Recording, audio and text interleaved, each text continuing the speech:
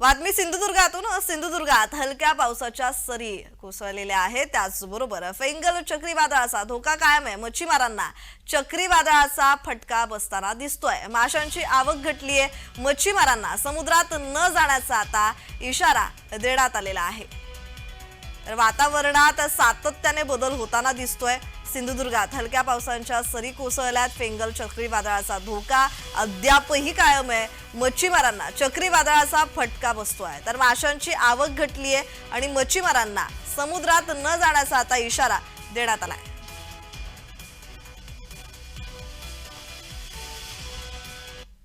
आता हल्ली ते सगळं बिघडलेलंच आहे वातावरण। त्यामुळे कधी पाऊस कधी वारा हे काय सांगता येत नाही। आम्हाला मॅसेज येतो त्यावरून आम्ही साधारण सतर्क राहतो।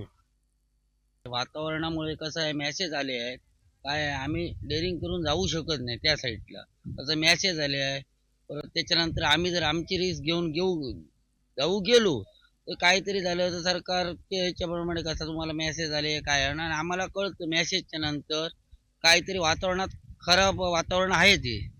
त्यामुळे आम्ही आमच्या आता कशी बोटी वरच ठेवलेले आहे। आम्ही काय हे केलं नाही आहे 2 दिवस 3 दिवस। मासे भेटतात थोडे थोडे, पण रिस्क घेत नाही आम्ही त्या वातावरणामुळे।